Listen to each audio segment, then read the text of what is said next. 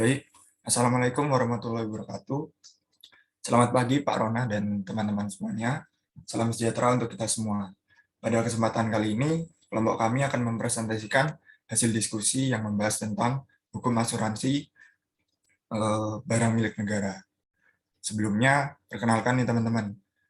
Anggota kelompok kami ada Arifia Barokah, nomor absen 05, Irensi Hanani, absen 12, Nabila Asmi, absen 19, dan saya Imargian Utomo, nomor absen 26. Slide-nya belum ganti.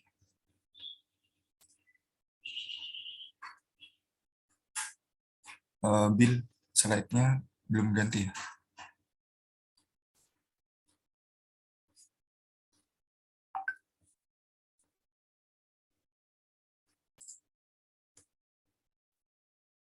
Dan pembahasan yang akan kita bahas, kita akan sedikit mereview tentang pertemuan kemarin, tentang pengertian asuransi dan prinsip asuransi.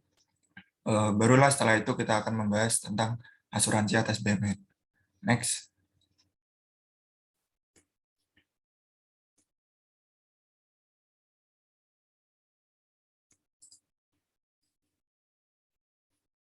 Next.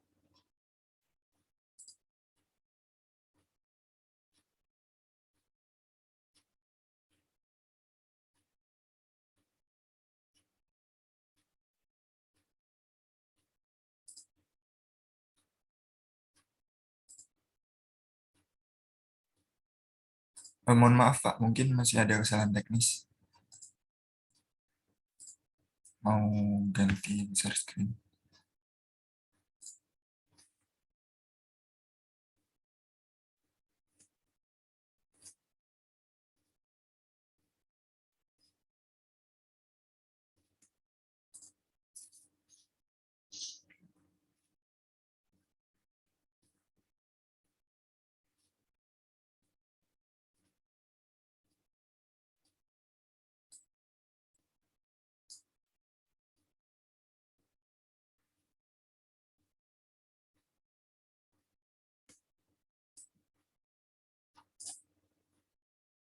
Pengertian asuransi. Berdasarkan Peraturan Menteri Keuangan Nomor 97 garis miring PMK 06 garis miring 2016,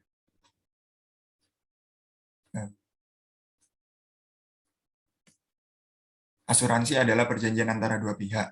Di antaranya adalah perusahaan asuransi dan pemegang polis, yang menjadi dasar bagi penerimaan premi oleh perusahaan asuransi sebagai imbalan untuk memberikan penggantian kepada tertanggung atau pemegang polis karena kerugian, kerusakan, biaya yang timbul, kehilangan keuntungan, atau tanggung jawab hukum kepada pihak ketiga yang mungkin diderita tertanggung atau pemegang polis karena terjadinya suatu peristiwa yang tidak pasti. Adapun yang menjadi pokok dalam asuransi BMN adalah premi, nilai pertanggungan, dan perusahaan penyedia jasa asuransi, yaitu perusahaan asuransi umum, di mana premi ini adalah sejumlah uang yang ditetapkan oleh perusahaan asuransi dan disetujui oleh pemegang polis untuk dibayarkan berdasarkan perjanjian asuransi untuk memperoleh manfaat. Sedangkan nilai pertanggungan adalah harga sebenarnya atau nilai sehat suatu objek yang dipertanggungkan sesaat sebelum terjadi suatu kerugian yang dihitung berdasarkan biaya memperoleh atau memperbaiki objek yang dipertanggungkan ke dalam keadaan baru. Nah, kalau perusahaan penyedia jasa asuransi di BMN itu namanya konsorsium asuransi yang sejauh ini di tahun 2021 itu kalau nggak salah itu terdiri dari 50 perusahaan asuransi umum dan 6 perusahaan reasuransi dan premi. Next. Prinsip asuransi. Seperti yang udah dijelasin Pak Rona di minggu kemarin, ada 6. Yang pertama insurance interest, di mana artinya harus ada kepentingan atau hubungan keuangan untuk mengasuransikan sesuatu itu. Lalu ada utmost good faith, yang diartikan di sini iktikat baik, di mana si pemegang polis itu nggak boleh secara sengaja itu menyembunyikan suatu fakta tertentu. Terus ada indemnity alias ganti rugi, ini mendefinisikan nilai pertanggungan yang tadi udah dijelasin, yang artinya itu mengganti sesuai dengan nilai saat ini. Terus ada proximate cause, di mana kita itu melihat penyebab utama yang menimbulkan sesuatu itu terjadi. Terus ada subrogation yang artinya pelimpahan tanggung jawab hukum kepada pihak ketiga. Dan terakhir ada kontribusi. Dan bahasan selanjutnya akan dilanjutkan oleh Mbak Nabila. Dipersilakan. Baik, selanjutnya kita akan fokus pada pokok pembahasan kelompok kami, yakni tentang asuransi atas BMN atau BMD. Jadi latar belakangnya ada asuransi BMN ini adalah yang pertama, karena nilai BMN itu terus mengalami peningkatan dari tahun ke tahun. Dan yang kedua adanya potensi kerusakan atau kehilangan akibat peristiwa khusus dan bencana alam, termasuk banjir, tsunami, dan gempa bumi. Jadi kita harus memitigasi risiko bencana tersebut, dan salah satunya itu dengan pengasuransian BMN. Nah, kita juga flashback tentang pengertian BMN, yakni semua barang yang dibeli atau diperoleh atas beban APBN atau berasal dari perolehan lainnya yang sah. Next. Yang terkait dasar hukum diatur dalam MK nomor 247 garing PMK 6 garing 2016 yang telah diganti menjadi PMK nomor 97 garing PMK 6 garing 2019 yang diterbitkan tanggal 21 Juni 2021. Peraturan pelaksanaan yang diterbitkan oleh Direktorat Jenderal Kekayaan Negara sebagai pengelola BMN secara nasional. Kementerian dan lembaga-lembaga negara yang bertindak sebagai pengelola BMN dan pengguna BMN atau kuasa pengguna BMN. Selanjutnya, dari tujuan asuransi BMN terdapat 3. Yang pertama adalah pengamanan atas BMN atau BMED itu sendiri. Yang kedua, kepastian keberlangsungan pemberian pelayanan umum. Dan atau yang ketiga, kelancaran tugas dan fungsi penyelenggaraan pemerintahan dengan mempertimbangkan kemampuan keuangan negara. Ya kan, prinsip dalam asuransi BMN ini ada 4. Yang pertama selektif, yang kedua efisiensi, yang ketiga efektivitas, dan yang keempat prioritas.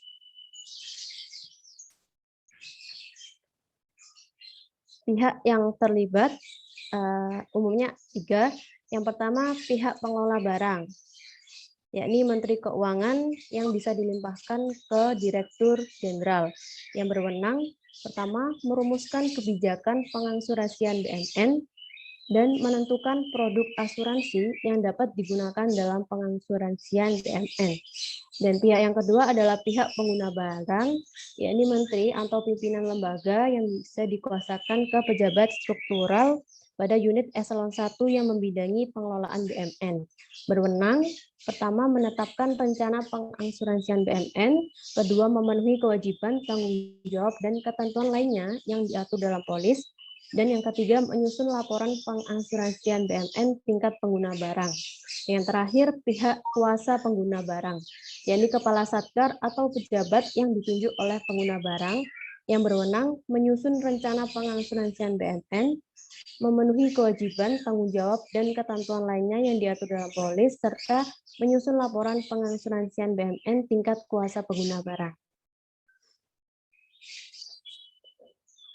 Selanjutnya akan dibahas oleh Arif.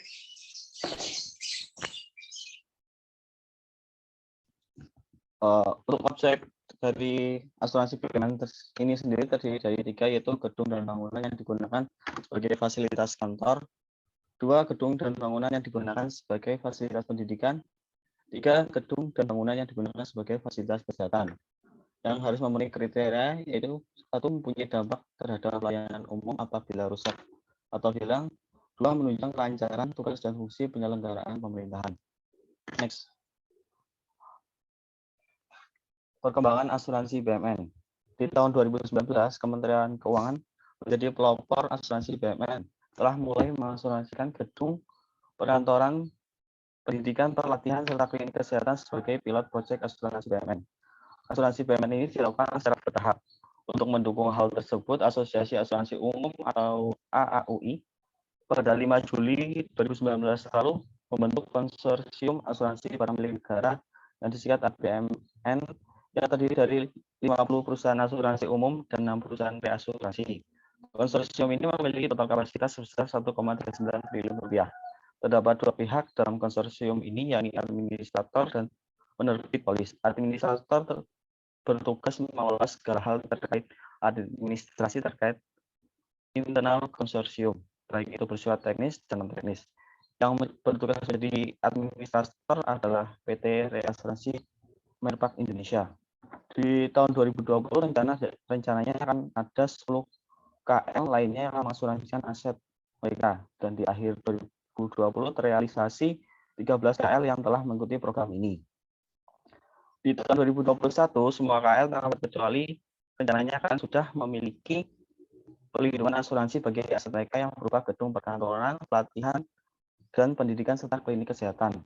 Sampai dengan 31 Agustus 2021, dari 84 kementerian dan lembaga, tinggal 33 lagi yang belum terlindungi oleh asuransi BUMN. Kementerian Keuangan terus mendorong agar semua lembaga pemerintahan mau mengasuransikan asetnya.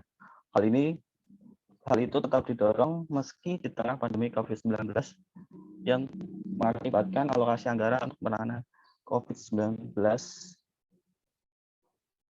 Selanjutnya di 2022 akan dilakukan perluasan asuransi BUMN yang akan dilaksanakan di berbagai infrastruktur seperti jalan, jembatan, bendungan, dan yang lainnya, sehingga nantinya semua jenis BUMN yang dikelola oleh seluruh kementerian lembaga tanpa terkecuali mendapatkan perlindungan asuransi. Next.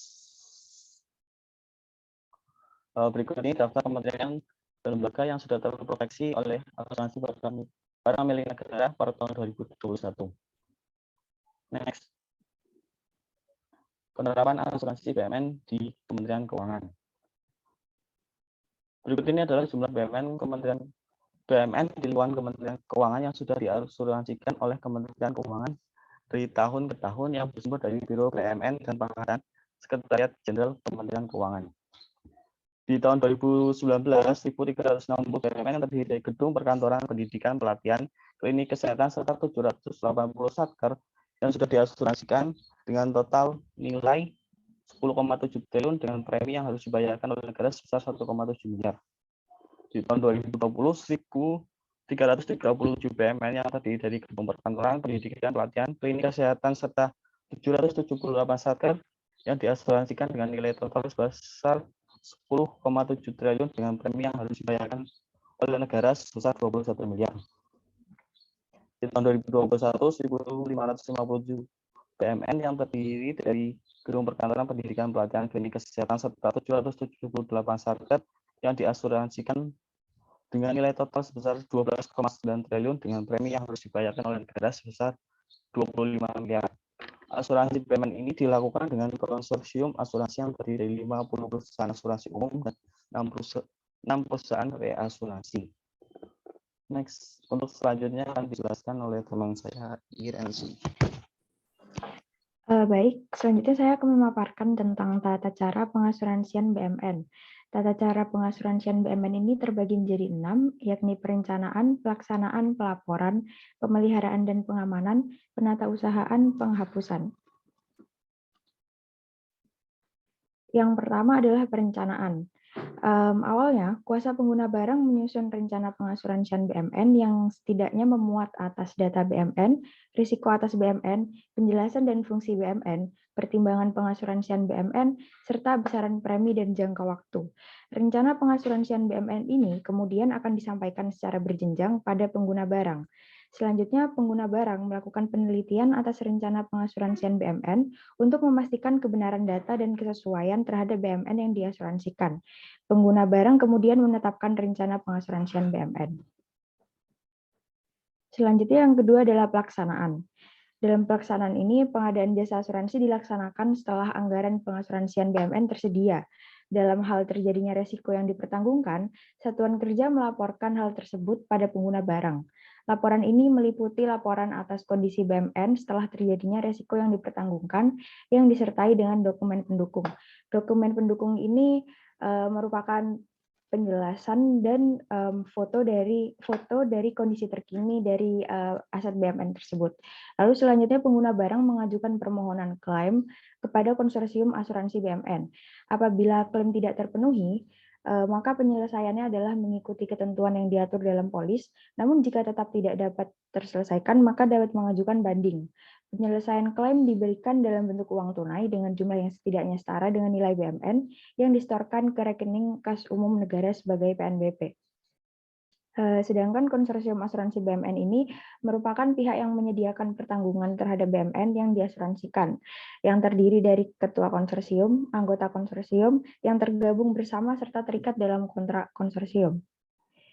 Selanjutnya yang ketiga ada pelaksanaan. Dalam pelaksanaan ini, pengguna barang menyusun laporan pelaksanaan pengasuransian BMN berdasarkan laporan yang disampaikan oleh kuasa pengguna barang, yang memuat diantaranya yaitu data BMN, jenis risiko yang dipertanggungkan dan nilai pertanggungan, jangka waktu pengasuransian BMN dan besaran premi, identitas penyedia pertanggungan, serta data pengajuan dan penyelesaian. Selanjutnya yang keempat merupakan pemeliharaan dan pengamanan.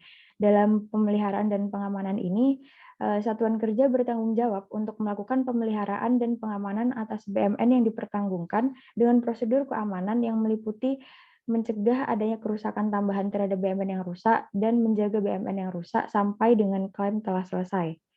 Selanjutnya dalam penatausahaan, pengguna barang atau kuasa pengguna barang melakukan kegiatan penatausahaan atas BMN yang dipertanggungkan.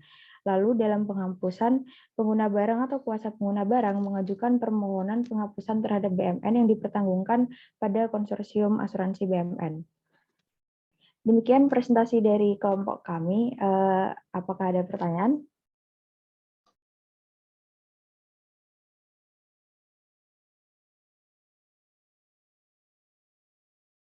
Silakan kalau ada pertanyaan.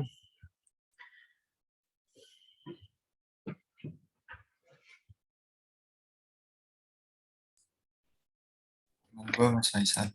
Izin bertanya kepada kelompok kelima. Nah, apakah ada contoh kejadian atau kasus real yang mengakibatkan kerusakan atau kehilangan pada BMN sehingga konsorsium asuransi itu harus memberikan penggantian dari kejadian tersebut? Terima kasih.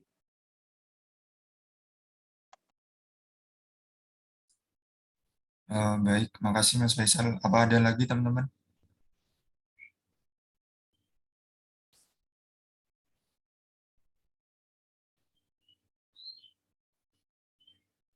Monggo Mbak Indah.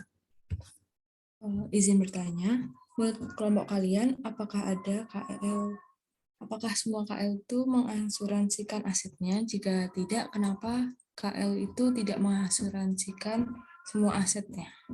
Terima kasih.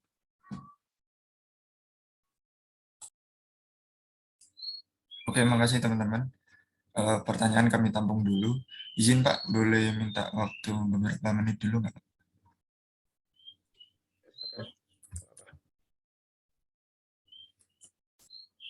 Baik, terima kasih Pak.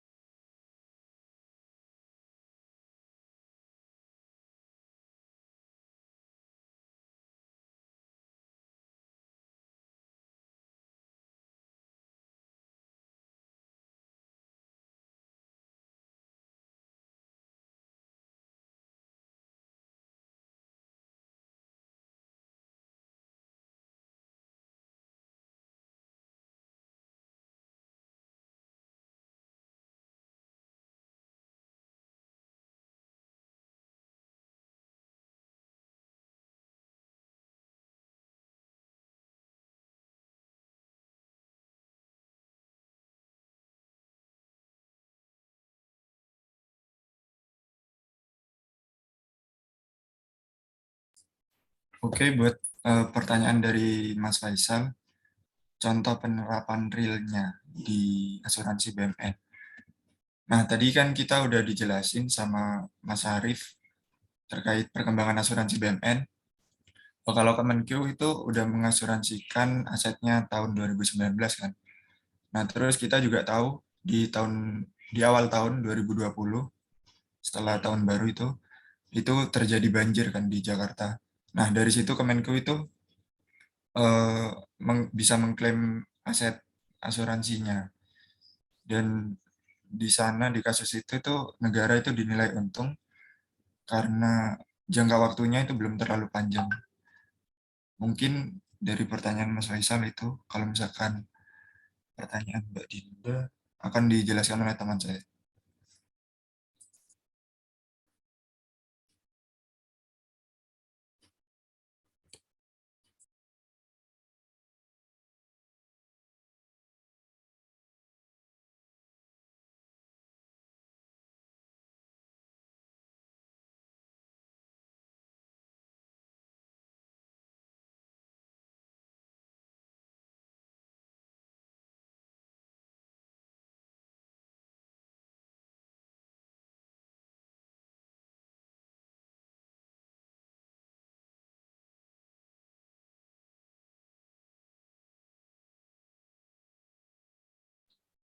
Baik, di sini saya akan mencoba menjawab pertanyaan dari Dinda. Jadi terkait kenapa tidak semua kementerian atau lembaga mengasuransikan aset mereka, itu mungkin karena belum semua satuan kerja itu paham atas pengasuransian BUMN ini. Terus dari artikel yang ada di Kementerian Keuangan, di website resminya Kementerian Keuangan itu tertulis bahwa untuk saat ini, sampai dengan tahun ini, itu aset yang diasuransikan itu hanya mencakup aset yang ada di Pulau Jawa saja. Jadi yang di luar Pulau Jawa itu masih belum dapat diasuransikan. Terus selain itu mungkin karena jangka waktu pembayaran PNBP atau hasil klaimnya itu dengan kejadian bencana memerlukan waktu cukup lama. Berdasarkan peraturan Menteri Keuangan itu maksimal 2 tahun. Mungkin teman-teman ada yang mau menambahkan?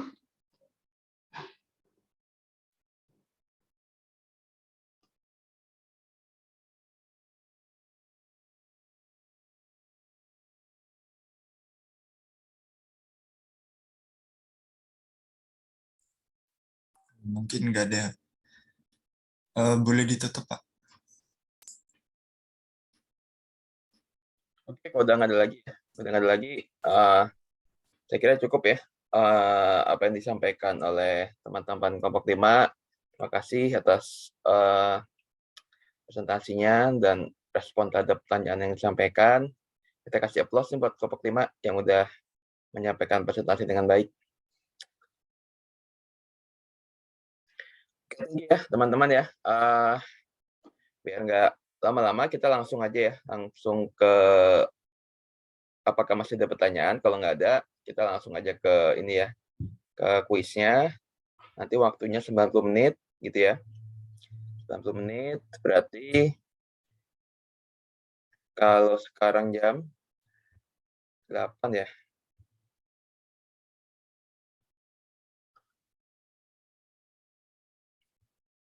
Jam 8 berarti 90 menit.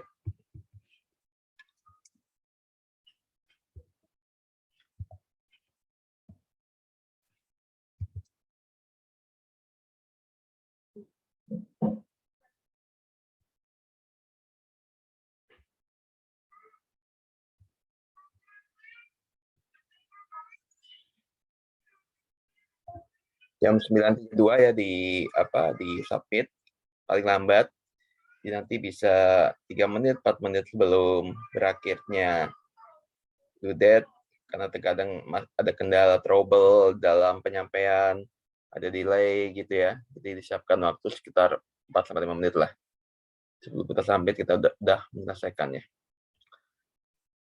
Oke gitu ya, terima kasih. Saya udah submit. Udah bisa dilihat belum di GCR-nya? Takutnya saya submit, tapi belum muncul lagi. Udah, Pak. Oke, udah ya, berarti udah bener ya. Oke, silakan dikerjakan, gitu ya. Nanti biar bisa disubmit sesuai dengan waktu. Oke, terima kasih sekali lagi atas atensinya. Assalamualaikum warahmatullahi wabarakatuh. Selamat pagi semuanya. Salam sehat selalu. Waalaikumsalam. Waalaikumsalam warahmatullahi wabarakatuh. Terima kasih. Oh iya, nanti boleh buka bahan, boleh buka buku, tapi ini tugas individu, jadi dikerjakan masing-masing ya. Itu aja. Oke, terima kasih.